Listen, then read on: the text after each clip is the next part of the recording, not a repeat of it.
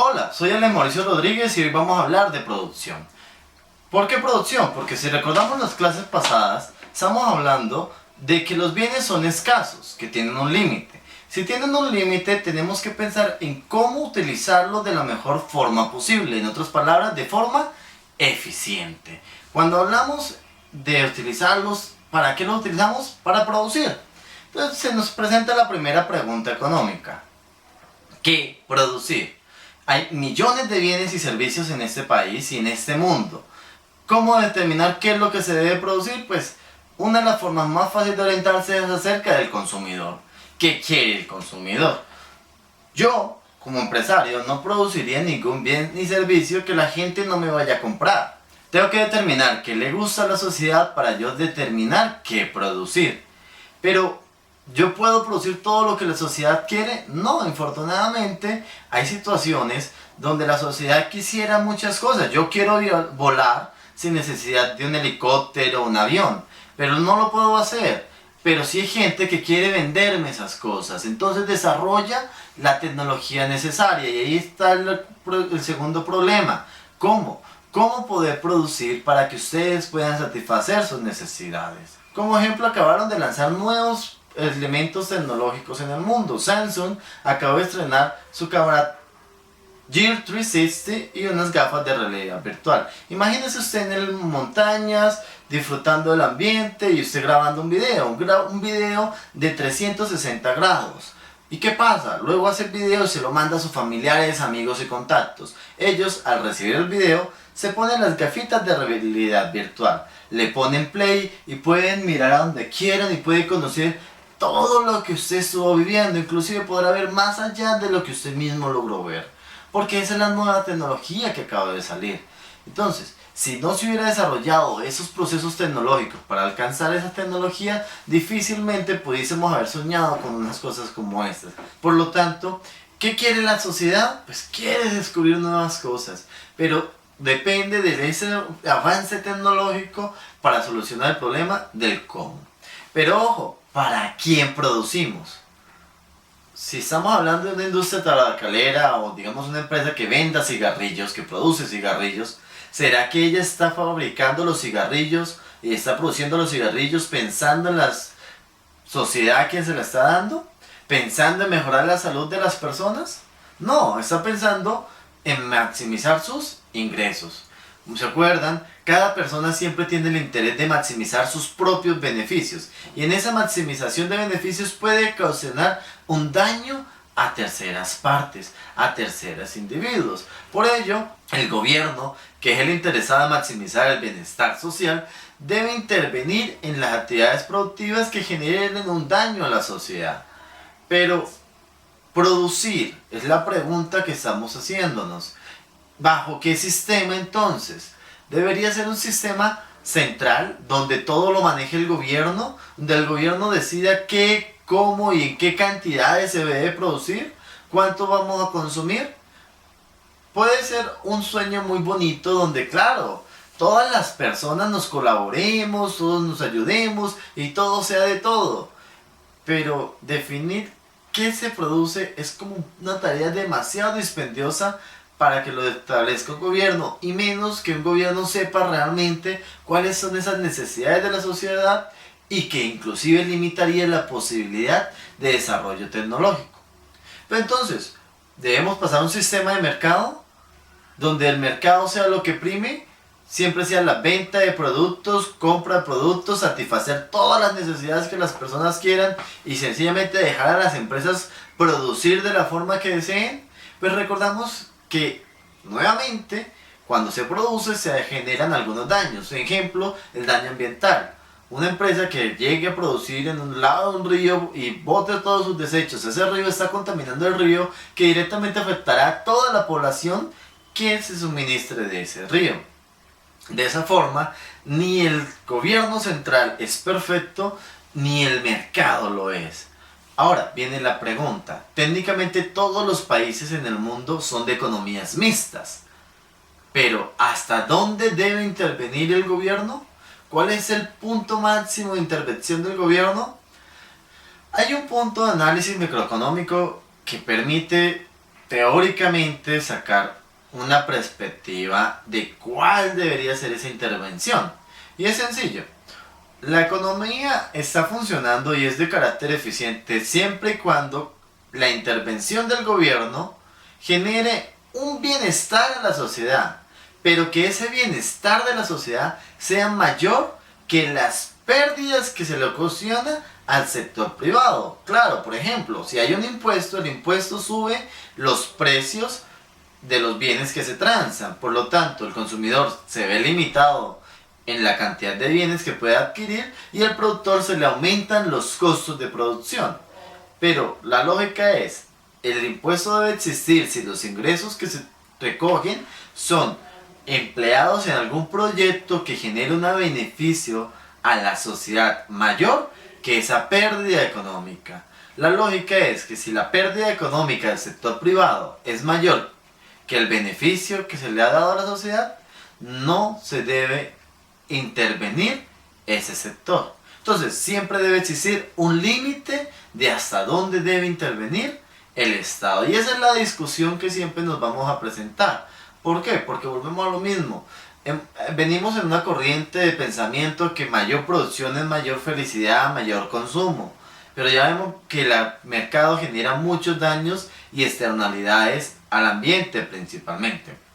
De allí que pasamos a pensar, oiga, ¿cuánto sería lo máximo que un país debería producir? De ahí recordemos que tenemos algo llamado insumos. ¿Ven esta silla? Bueno, esta silla es un producto para quien quiera venderlo, pero para producir esta silla debieron haberse implementado unos insumos. ¿Insumos de qué tipo? De tipo capital, tierra, trabajo. Claro, la silla necesita maquinaria para hacerse, trabajadores que se encarguen de hacerla y un lugar físico donde se pudo haber construido. De allí que estos insumos permitan generar una producción. Aunque recordemos, si por ejemplo esta silla tiene un tornillo, pues ese tornillo para otra empresa pudo haber significado un producto. Entonces los productos de los insumos determinan acorde a si eso o no es un bien final.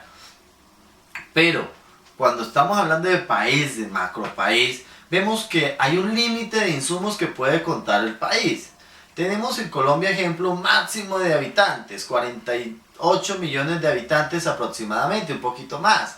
Pero ¿qué pasa con ellos? No todos pueden estar en condiciones de trabajo, ni tampoco pueden trabajar las 24 horas. O sea, hay un límite de población laboral en el país. Adicionalmente hay un límite geográfico, por lo tanto tenemos un límite de tierras, que inclusive estamos reservando o cuidando las zonas como reservas naturales. Allá no se puede hacer explotación. Por lo tanto, esos límites impiden maximizar la producción de manera infinita. Volvemos, los recursos son escasos. Al mismo tiempo contamos con una cantidad limitada de industria, de maquinaria y equipo para dicha producción.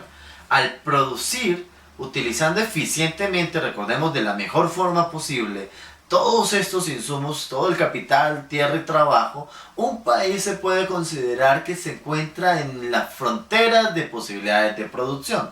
Fronteras de posibilidades de producción hace referencia a lo máximo que se puede producir de la mejor forma posible. Pero la frontera nos abre un panorama y nos dice, si usted quiere producir más de una cosa, debe automáticamente reducir más de otra.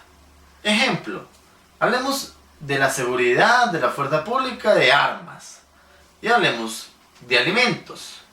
Si un país como Colombia quiere mantener y aumentar el sistema de seguridad, pues desplazando trabajadores al ejército y gastando sus recursos en armas, automáticamente estamos diciendo que estamos sacrificando el consumo de alimentos.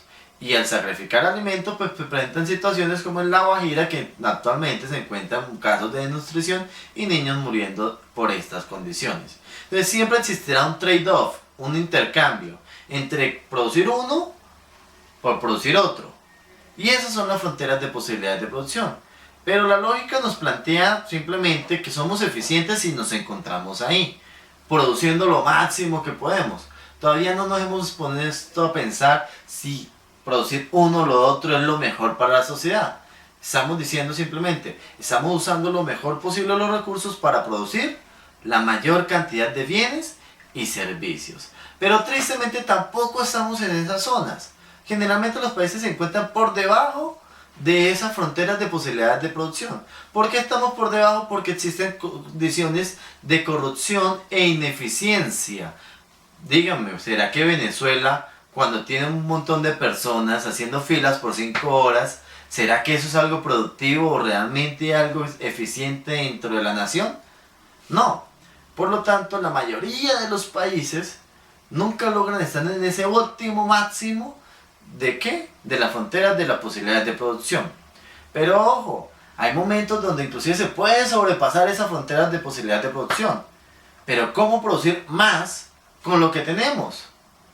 Hay dos condiciones. Primero, una es préstamo. Pidemos plata prestada de otros países para poder utilizar más insumos, más capital, más trabajo y así poder producir más. Y si hablamos de crédito, recordemos, hay dos tipos de crédito, un crédito para el consumo y un crédito para la inversión. Si yo compro algo por medio de un crédito, pero es para simplemente mi satisfacción, de ejemplo un celular de 2 millones de pesos, pues ¿qué estoy haciendo? Consumiendo.